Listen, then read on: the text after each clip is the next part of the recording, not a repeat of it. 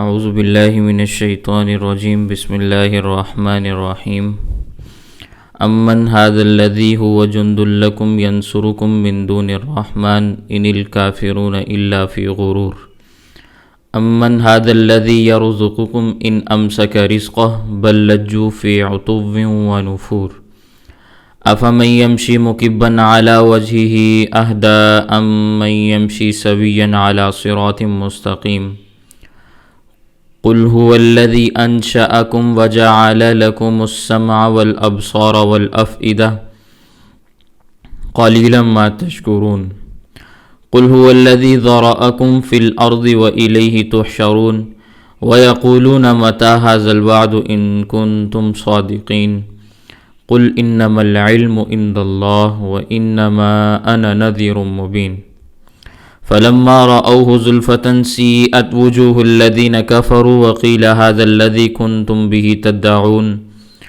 قل ارأیتم ان اہلکنی اللہ ومن معی او رحمنا فمن یجیر الکافرین من عذاب علیم قل هو الرحمن آمنا به وعلیہ توکلنا فستعلمون من هو فی ضلال مبین قل ارأیتم ان اصبح ماؤکم غورا فمن یأتیکم بماء معین صدق اللہ العظیم۔ امن ھذا الذی، بھلا وہ کون ہے، ہوا جند لکم، جو تمہاری فوج ہے، ینصرکم، وہ تمہاری مدد کرے، من دون الرحمن، اللہ کو چھوڑ کر، رحمان کے علاوہ، ان الکافرون، کافر نہیں ہیں، الا فی غرور، مگر دھوکے میں، کافر دھوکے میں مبتلا ہیں۔ امن ھذا الذی، بھلا وہ کون ہے، یرزقکم، جو تمہیں روزی دیتا ہے، ان امسک رزقہ، اگر وہ اپنی روزی کو روک لے، اپنے رزق کو روک لے، بل لجو، تو وہ اصرار کرتے رہیں، فی عتو، سرکشی میں، ونفور، اور نفرت میں، افمن، کیا وہ شخص، یمشی، جو چلتا ہے، مکبن،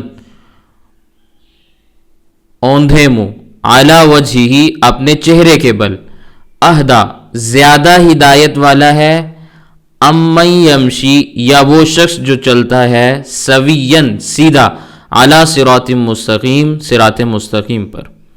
قل، آپ فرما دیجئے، هو الذی، وہ وہی ذات ہے، انشأکم، جس نے تمہیں پیدا کیا، وجعل لکم السمع، اور تمہارے لیے کان بنائے، والابصار، اور آنکھیں بنائیں، والافئدہ، اور قلوب، دل بنائے، قلیلا ما تشکرون، لیکن بہت تھوڑے ہیں تم میں سے جو شکر ادا کرتے ہیں۔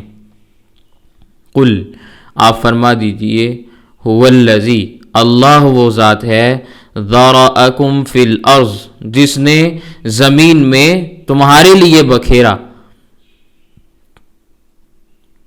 جس نے تمہیں زمین میں بکھیرا، وَإِلَيْهِ تُحْشَرُونَ، اور اسی کی طرف تم اکٹھے کیے جاؤ گے، جمع کیے جاؤ گے۔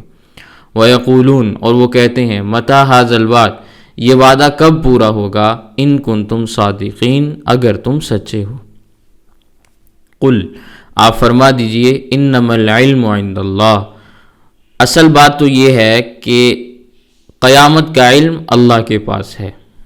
وَإِنَّمَا أَنَا نَذِيرٌ مُبِينٌ، اور یہ بھی یقینی بات ہے کہ میں تو صرف واضح انداز میں ڈرانے والا ہوں۔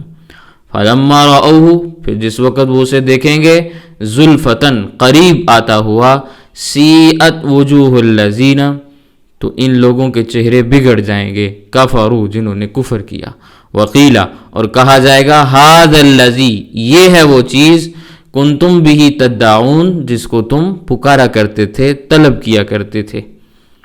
قل، آپ فرما دیجئے، ارأیتم، تم بتلاؤ، ان اہلکنی اللہ، اگر مجھے اللہ ہلاک کر دے، ومن معی، اور ان کو بھی جو میرے ساتھ ہیں، او رحمنا، یا وہ ہم پر رحم کرے، فمن یجیر الکافرین، تو کافروں کو کون پناہ دے گا، من عذاب علیم، دردناک قسم کے عذاب سے۔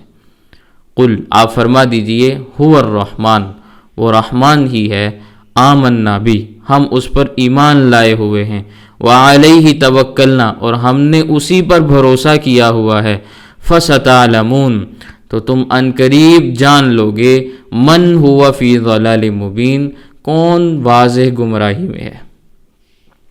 قل، آپ فرما دیجئے، ارأیتم، تم مجھے بتلاؤ، ان اصبح ماؤکم، اگر ہو جائے تمہارا پانی، غوراً گہرا، نیچے چلا جائے، فمن یأتیکم، تو کون تمہیں لا کے دے گا، بماء معین، ایسا پانی جو جاری ہو۔ دنیا میں حکومتوں کا، سلطنتوں کا یہ طریقہ رہا ہے کہ وہ اپنے دفاع کے لیے فوج جمع کرتے ہیں۔ اگر کوئی ملک فوج نہیں رکھتا تو وہ محفوظ نہیں ہوتا، کمزور سمجھا جاتا ہے، ایسے ملک کو طاقتور حکومت ہڑپ کر جاتی ہے، کھا جاتی ہے۔ اور اگر کچھ نہ کچھ افراد ایسے ہوں جو ملک کی سرحد کی حفاظت کے لیے موجود ہوں، تو بہرحال پھر بھی کسی نہ کسی کو جھجک رہتی ہے کہ کوئی نہ کوئی روکنے والا موجود ہے، ہلکی سی بھی مزاحمت ہو سکتی ہے۔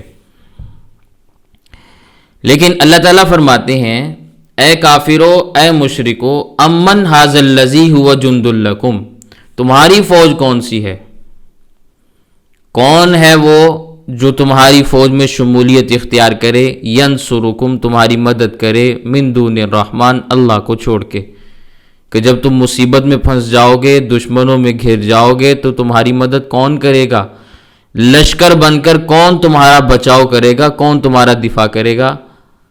اللہ کے علاوہ کسی اور ذات کی طرف تمہاری نگاہیں اٹھتی ہیں تو ذرا بتاؤ کون ہے جو تمہاری مدد کو آ سکے اللہ کے مقابلے میں؟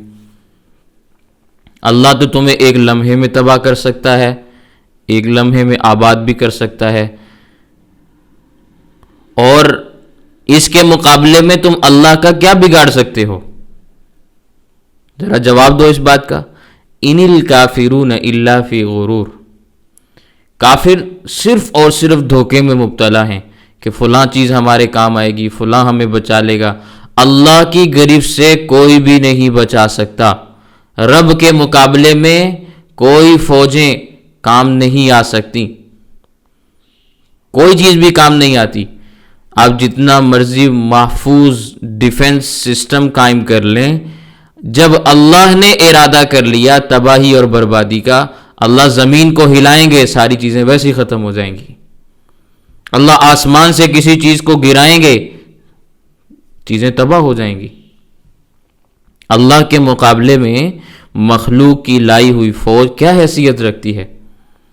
چند سیکنڈوں کا زلزلہ آتا ہے، زمین لرز کے رہ جاتی ہے، بلند و بالا بلڈنگیں زمین بوس ہو جاتی ہیں، لاکھوں کی تعداد میں لوگ موت کے منہ میں چلے جاتے ہیں، زمین پھٹ جاتی ہے، چیزیں اندر چلی جاتی ہیں، تو اللہ کا تو کوئی بھی مقابلہ نہیں کر سکتا۔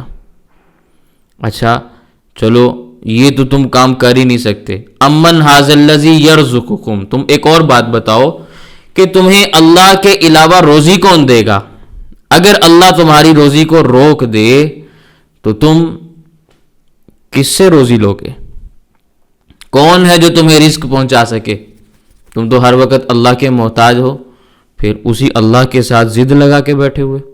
بل لجو، بلکہ وہ اصرار کر رہے ہیں، فی عتو و نفور، سرکشی اور نفرت میں، اللہ کی نافرمانی بھی کر رہے ہیں، اللہ سے اظہار نفرت بھی کر رہے ہیں، یا اللہ کے احکامات سے نفرت بھی کر رہے ہیں اور اللہ کے احکامات سے سرکشی بھی کر رہے ہیں، عمل بھی نہیں کر رہے، بلکہ عمل کیا کرنا، اظہار نفرت ہو رہا ہے اس اللہ کے احکام سے جو اللہ تمہیں رزق دیتا ہے۔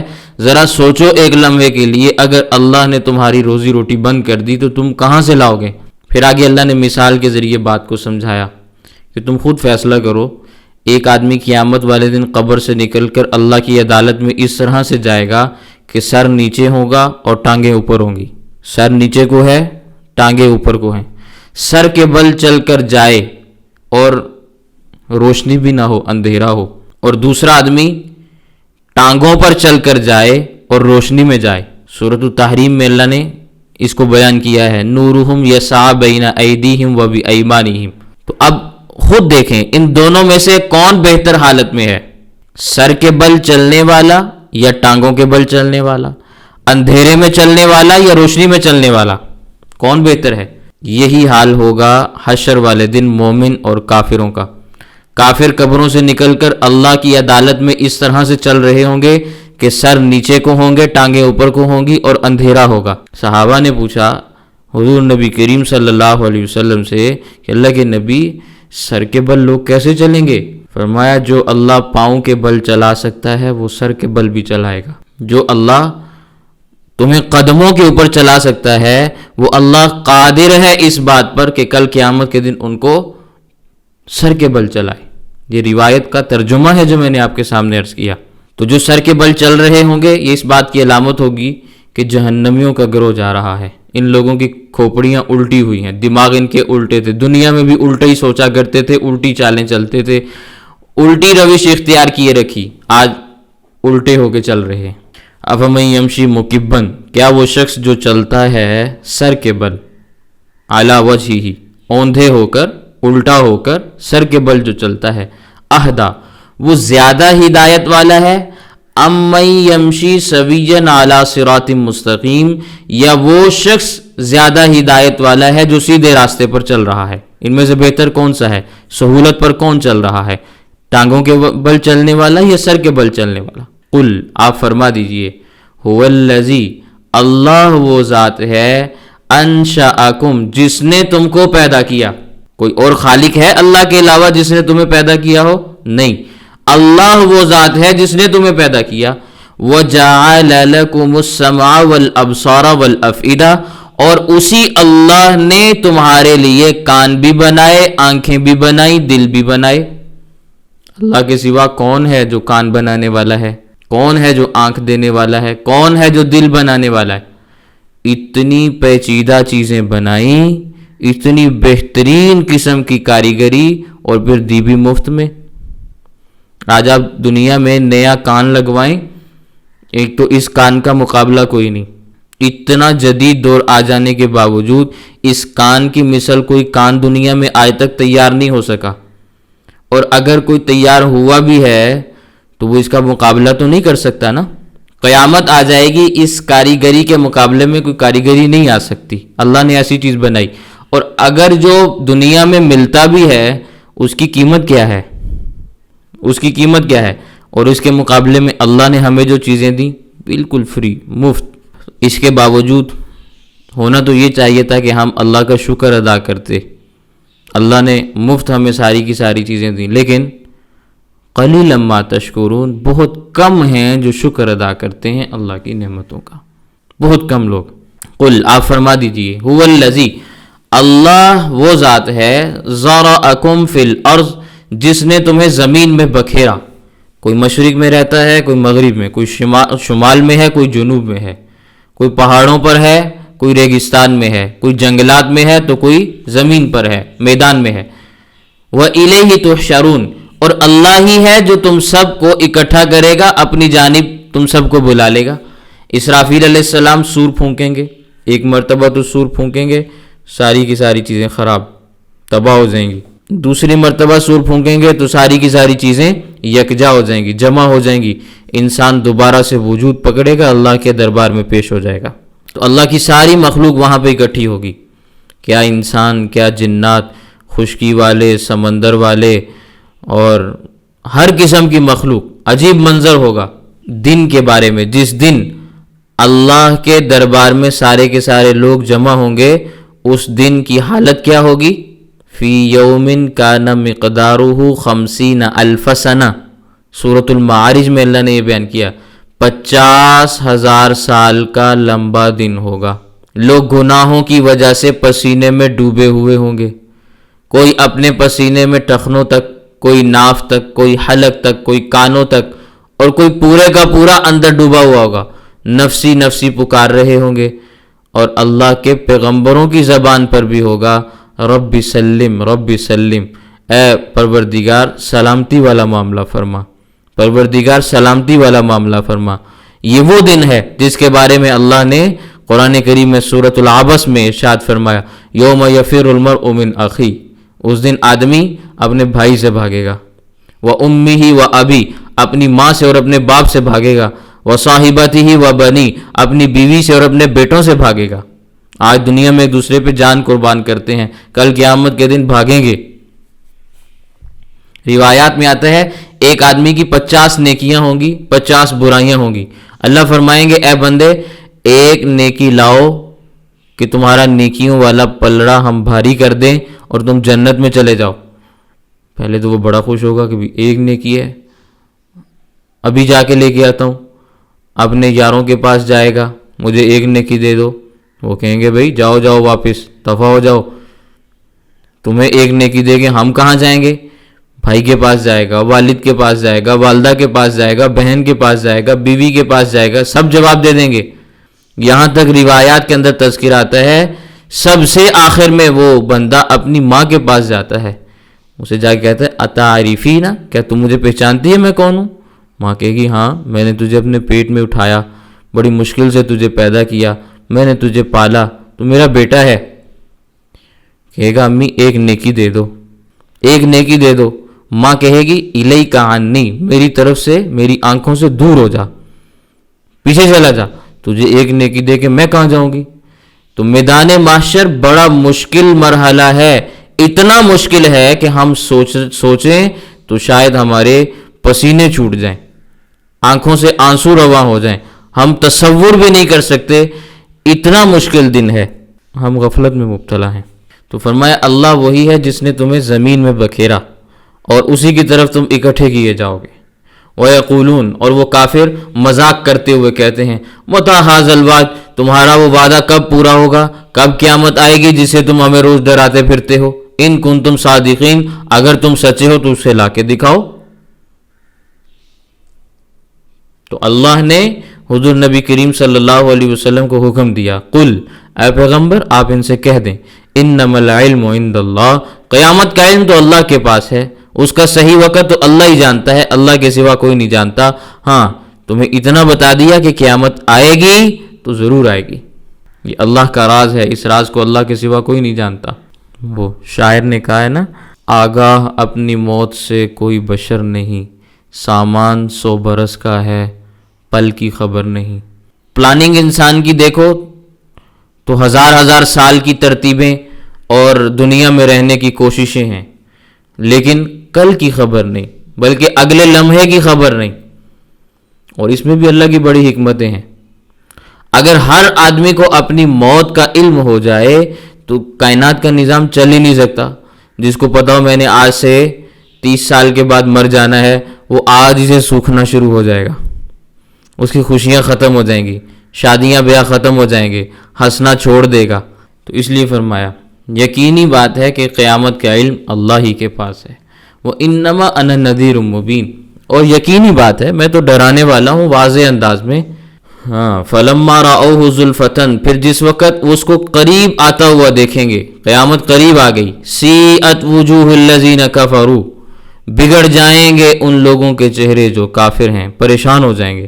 آج تو کہتے ہیں نا کہ کب آئے گی، جس وقت آئے گی اس وقت ان کے چہرے دیکھنے والے ہوں گے۔ علیہا غبرہ، چہروں پر غبار چڑھا ہوا ہوگا، ترہقھا قطرہ، سیاہی چھائی ہوئی ہوگی۔ مومنوں کے چہرے اس دن سفید ہوں گے، کافروں کے اور بدعتیوں کے چہرے اس دن سیاہ ہوں گے۔ یوم تبیض وجوہ وتسود وجوہ، سورۃ آل عمران کی آیت میں نے آپ کے سامنے پیچھے تلاوت بھی کی تھی۔ اس دن کئی چہرے سفید ہوں گے، کئی چہرے سیاہ ہوں گے۔ حضرت عبداللہ بن عباس رضی اللہ تعالیٰ عنہ اس آیت کی تفسیر میں فرماتے ہیں، تفسیر مظہری میں یہ روایت موجود ہے، تبیض وجوہ ای اہل السنت والجماعہ وتسود وجوہ ای اہل البدعۃ والہوا، جنہوں نے دین میں بدعتیں گھڑی ان کے چہرے کل قیامت کے دن سیاہ ہوں گے، اور جن کے چہرے سفید ہوں گے وہ نبی کی سنت اور نبی کے صحابہ کے طریقے پر چلنے والے ہوں گے۔ تو فرمایا جب دیکھیں گے قیامت کو کہ قریب آ گئی تو کافروں کے چہرے بگڑ جائیں گے۔ وقیلا، اور کہا جائے گا، ھذا الذی کنتم بہ تدعون، یہی تو وہ ہے جس کو تم مانگا کرتے تھے، جس کے بارے میں تم کہا کرتے تھے متا حاضل وعد، یہ کب قیامت آئے گی؟ اب آ گئی ہے، اب پریشان کیوں ہو رہے ہو؟ قل، آپ فرما دیجئے، ارأیتم، تم مجھے بتلاؤ، ان اہلکنی اللہ، اگر اللہ مجھے ہلاک کر دے، ومن معی، اور ان کو بھی جو میرے ساتھ ہیں، مجھے بھی ہلاک کر دے اور جو میرے ساتھ میرے صحابہ ان کو بھی ہلاک کر دے، او رحمنا، یا وہ ہم پر رحم فرمائے، دو ہی صورتیں ہیں نا، یا تو اللہ ہمیں زندہ چھوڑ دے یا ہمیں دنیا سے لے جائے، ہمارا معاملہ تو اللہ کے سپرد ہے، جو چاہے کرے۔ اے کافرو تم بتاؤ، فمن یجیر الکافرین من عذاب علیم، تمہیں اللہ کے دردناک عذاب سے کون پناہ دے گا؟ ہمارا معاملہ تو ہمارے رب کے ساتھ ہے، دنیا میں رکھے یا دنیا سے لے جائے، تمہیں رب کی گرفت سے کون بچائے گا؟ تم بتاؤ۔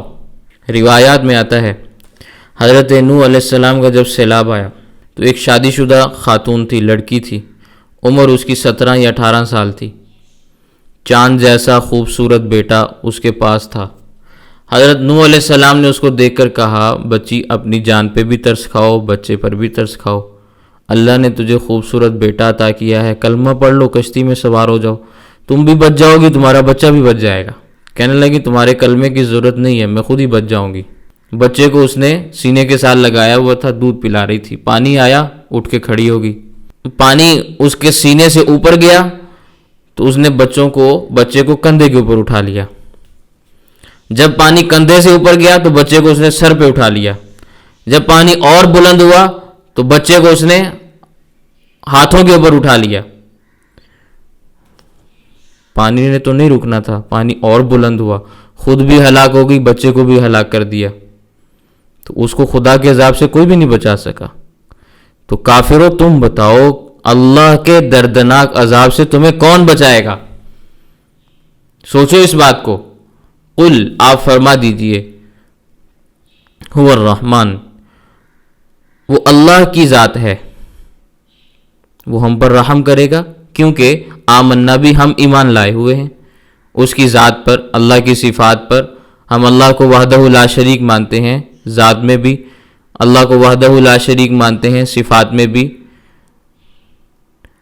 اللہ کی ذات اپنے افعال میں بھی وحدہ لا شریک ہے، اپنے ارادے میں بھی وحدہ لا شریک ہے، تو ہم تو اللہ کی ذات کے اوپر ایمان لانے والے ہیں۔ وعلیہ توکلنا، ہم نے اس پر بھروسہ بھی کیا ہوا ہے، بھروسہ بھی ہمارا اللہ پر ہے، کسی قسم کے بت کے اوپر ہمارا کوئی بھروسہ نہیں، تو ہمیں تو اللہ کی ذات جس حال میں رکھے ہم نے تو اس کے اوپر توکل کیا ہوا ہے۔ فَسَتَعْلَمُونَ، لیکن عنقریب تم جان لو گے، من ہوا فی ضلال مبین، کہ کون کھلی گمراہی میں مبتلا تھا، تم گمراہ تھے یا ہم گمراہ تھے۔ آنکھ بند ہونے کی دیر ہے، دودھ کا دودھ، پانی کا پانی ہو کے ساری چیزیں سامنے آ جائیں۔ قل، آپ فرما دیجئے، ارأیتم، تم مجھے بتلاؤ، ان اصبح ماؤکم غورا، اگر تمہارا پانی گہرائی میں چلا جائے، ابھی جو پانی کی سطح ہے، پانی اس سطح سے نیچے گر جائے تو پھر تم کیا کرو گے؟ اگر تمہارا پانی گہرا ہو جائے تو پھر تم کیا کرو گے؟ فَمَن یَأْتِیکُم بِمَاءٍ مَعِین، اس پانی کو کھینچ کر اوپر کون لائے گا؟ آج ہماری موٹریں چل رہی ہیں، ہم نے بور کیے ہوئے ہیں، ساری چیزیں چل رہی ہیں، پانی اچانک نیچے چلا جائے، یہ ہمارے کسی کام کی ہیں چیزیں؟ کون پانی اوپر کھینچ کے لائے گا؟ دوبارہ سے کھدائی کرو، کھودتے چلے جاؤ، پانی نظر ہی نہ آئے نیچے سے، کتنا کھود لو گے؟ اور پھر جب جتنا آپ گہرائی میں چلتے چلے جاتے رہیں گے، اتنی موٹریں آپ کی بھاری ہوتی چلی جائیں گی، مہنگی ہوتی چلی جائیں گی، اتنا پھر بجلی کا جو لوڈ ہے وہ بڑھتا چلا جائے گا، تو کیسے کرو گے یہ ساری چیزیں پوری؟ کہاں تک پانی کو کھینچتے رہو گے؟ تفاسیر کے اندر واقعہ لکھا ہے کہ جب یہ قرآن کریم کی آیت تلاوت کی گئی نا، تو ایک سرکش متکبر قسم کا عرب وہ آیا، اس نے یہ جملہ کہا، جب آیت پڑھی نا فَمَن یَأْتِیکُم بِمَاءٍ مَعِین، اس پانی کو کون کھینچ کے اوپر لائے گا؟ تو کہنے لگا الفؤس والمعاول، یہ کلہاڑیاں اور قدالیں یہ پانی اوپر لا کے دیں گی، یعنی ان کے ذریعے سے ہم کنواں کھودیں گے، تو کھودیں گے کدال کے ذریعے، کلہاڑیوں کے ذریعے، تو پانی نکال لیں گے۔ اللہ نے اسی وقت اسے اندھا کر دیا، منہ سے لفظ نکالنے کی دیر تھی، آنکھوں کا پانی ختم ہو گیا، اللہ کے کلام کے ساتھ مذاق کر رہا تھا، ساری عمر کے لیے اللہ نے اندھا کر دیا۔ اس لیے اللہ کے عذاب سے ہمیشہ ڈرتے رہنا چاہیے۔ قرآن کریم کی آیات کا مذاق نہیں بنانا چاہیے، احادیث کا مذاق نہیں بنانا چاہیے، اللہ والوں کا مذاق نہیں بنانا چاہیے۔ اللہ ایسی موت میں مبتلا کرتے ہیں، ایسی پریشانی میں مبتلا کرتے ہیں، قیامت آ جائے وہ نہیں نکل سکتا اس میں سے۔ اس لیے حدیث پاک میں آتا ہے جب یہ آیت پڑھی جائے نا، فَمَن يَأْتِيكُم بِمَاءٍ مَّعِينٍ، کون ہے جو تمہارے لیے پانی کو پھر اوپر لائے گا، تمہارے لیے پانی کو جاری کرے گا؟ تو اس کے بعد پھر کہنا چاہیے اللہ رب العالمین، اللہ جو عالمین کا پالنے والا ہے، عالمین کا جو رب ہے، وہی اس پانی کو جاری کر سکتا ہے، ہمارے اختیار میں کچھ نہیں۔ گویا یہ آیت کا پھر جواب بن جاتا ہے۔ سمجھ آ گئی؟ تو یہ سورۃ الملک ہے جو ہماری مکمل ہوئی۔ اللہ تعالیٰ ہمیں قرآن کریم کی تفسیر کو صحیح انداز میں سمجھنے کی توفیق عنایت فرمائے۔ وآخر دعوانا ان الحمد للہ رب العالمین۔